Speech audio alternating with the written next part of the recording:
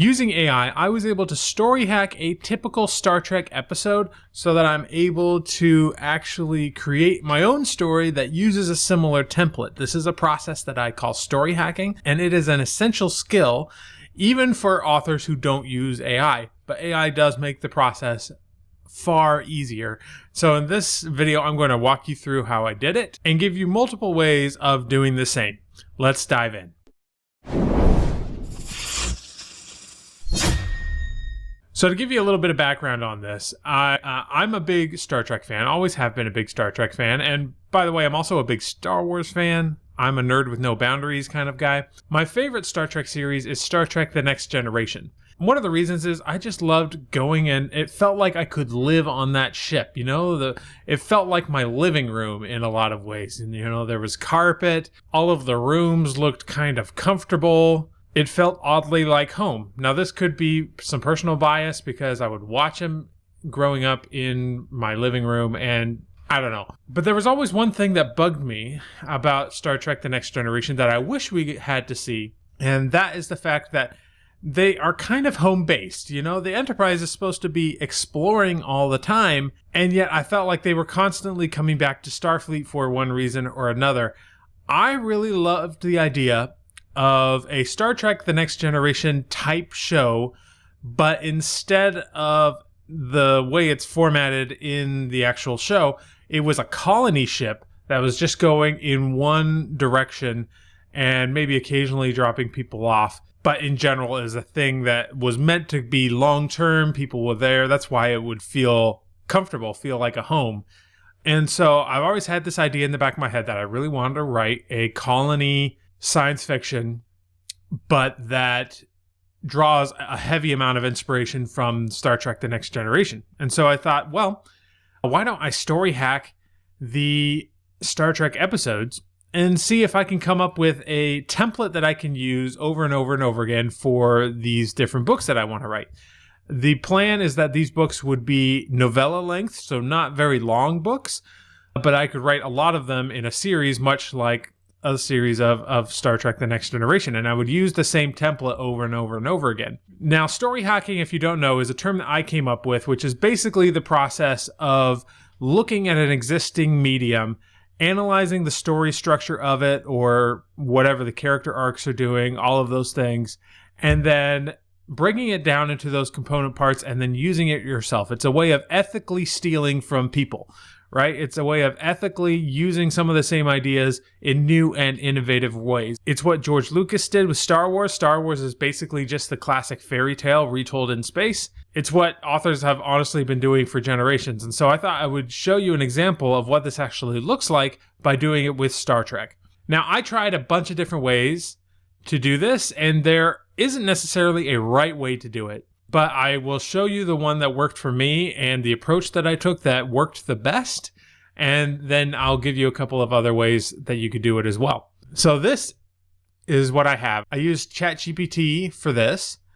And my first prompt was, you are an expert story analyzer. Start by giving me a list of the best Star Trek: The Next Generation episodes. Now, because I know that ChatGPT is familiar with Star Trek, I was able to do this. However, if you are story hacking a story that ChatGPT doesn't necessarily know, or at least doesn't necessarily know well, you may have to provide a script. And that was actually one of the other ways that I approached story hacking this, is I was actually able to find the scripts of all of these Star Trek episodes online. They're all very freely available. And I was able to take those scripts and put them into Claude. I used Claude in that particular case, a different language model. And from that, I was able to get a breakdown of scenes.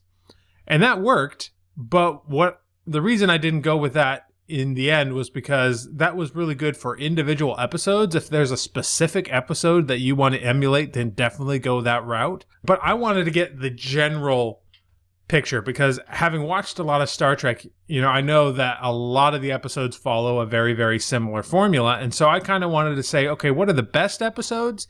And then from there, figure out the commonalities between them. What are the different things that they all have in common? What are the scenes that they all have in common? That sort of thing. And so that's why I started with this. But I was only able to do this because of the way ChatGPT works, I know that it's familiar with all of these episodes and their scripts. So the answer it gave me, it gave me this little preamble here, but then it gave me the list: The Best of Both Worlds, The Inner Light, Yesterday's Enterprise, Darmok, Chain of Command, All Good Things, Who, The Measure of a Man, Tapestry, and Who Watches the Watchers. As a big Star Trek The Next Generation fan, I can say these are all spot on. The Inner Light, I think, is widely considered to be one of the best. The Best of Both Worlds is also really good. Darmok is also really good. I just watched Darmok the other day. Such a good episode. Still holds up. And very quintessentially Star Trek, right? And so after it had given me this list, what I did is in the next prompt, I said, given those episodes, provide me with a detailed scene-by-scene breakdown of these episodes, boiling it down into a formula that could be used for other similar episodic stories. So the key here is that I was asking it for a formula, right? That was the wording that eventually got this process working, is I wanted to create a formula using these episodes. And then also asking it for a detailed scene-by-scene breakdown. That was also key phrasing as well. And so it gave me this little preamble, and then it started giving me the list. So it gave me a bunch of stuff here: opening hook, development of conflict, mid-episode twist, climax, conclusion, character. And then it gave me these other things: character arcs, thematic depth. These aren't necessarily like part of the actual story structure.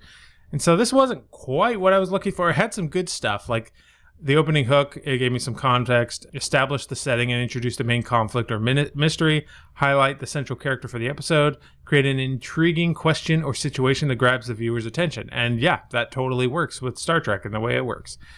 And then we had escalation, increase the stakes or complexity of the initial conflict, explore interactions between characters, showing the different perspectives or conflicts, and then world building, introduce unique elements of the universe that are relevant to the story. So these are all good, but like I said, we had these little bits that weren't really... I was looking for a scene-by-scene breakdown. I would like to see a list of scenes.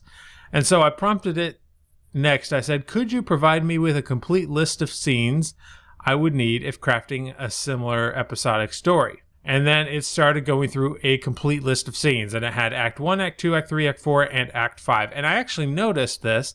In the scripts themselves, they're divided into 5 acts. And I noticed that ChatGPT seemed to be aware of that as well, because in a lot of my experiments, it often came up with this 5-act structure. And so then I started looking at this, and it said, opening scene, establish the setting and introduce the main conflict or mystery. Initial character introductions, briefly introduce key characters in their natural environment or roles. Inciting incident. Okay, so now we're starting to get into like actual specific scenes. Present the event or situation that triggers the main storyline. Initial response, show the character's initial reaction to the inciting and then we move on to Act 2, exploration/investigation. Characters begin to explore or investigate the main conflict. Character dynamics, highlight interactions between main characters, showing their perspectives or conflicts. First major twist, introduce a plot twist that complicates the situation. That, again, very, very common in a Star Trek episode. A midpoint confrontation or revelation, a confrontation or major revelation that changes the course of the story. Character development, deepen character backstories or relationships. Heightening stakes, make the consequences of the conflict more severe or personal. Final confrontation, lead up to and execute the climax where the main conflict is confronted. Climactic twist, include a twist or reveal that adds depth to the resolution. Resolve the main conflict, but not necessarily all subplots. Aftermath, show the aftermath of the climactic events. Character reflection, character reflect on the events and their implication. Theme resolution, address and resolve or deliberately leave open the central themes or moral questions. Setting up future stories. If part of a series, hint at future stories or unresolved issues. I assume that's referring to some of the two-parters that we see in Star Trek. And then it gave me this little interesting thing, asking about B-story scenes, world-building scenes, and character moments, which are additional scenes to add depth and texture. And I was interested in the B-story thing because just having, from my own observation in Star Trek, there's often a B-story that interweaves and is sometimes not even directly connected to the main story. It's thematically connected usually, but not often directly connected. And so I asked it, I said, could you provide me with a list of the mentioned B-story scenes and how you would intersperse them into the overall scene list? And it said, certainly. And so here it gave us that list, and it conveniently listed out the A story here. This is A story. And it didn't go on to describe these because it had already described them, but then it gave like B story introduction, introduces the secondary plot line, often focused on a different set of characters or a personal issue. And then inciting incident, which is A story, initial B story development, expand on the B story, contrasting or mirroring the A story's themes. Again, themes, it got that right. And then it just went on to describe each of the B story scenes and where they take place on the timeline compared to the other A story scenes. And so this was actually extremely useful. And so now I have a list of about 5 scenes per act that I can use as my novella outline. And I 100% plan on using this exact template for each of these novellas that I write, even if it might be a little while before I get there. But honestly, I was thrilled with this. I thought this is awesome. Like, I got a really solid story outline to go off of that is specific to this type of storytelling. One of the things that they don't tell you about a lot of the general story structures out there is that they are very general, right? They have to work for all kinds of stories. And what we don't really talk about too often is the fact that specific genres, specific types of stories often have their own scenes included that are extra, that are not included in a broad, like, regular story structure, particularly with episodic storytelling like this. And so this is going to be extremely useful for me, and I would encourage you to follow a similar process. I will go ahead and link this chat that we have in my Google Doc that links all of the different chats and prompts that I use in these videos. You can get that for free by going to my website, storyhacker.ai, and signing up for my mailing list. If you get that, you'll get access to that Google Doc where this is mentioned, and I will see you in the next video.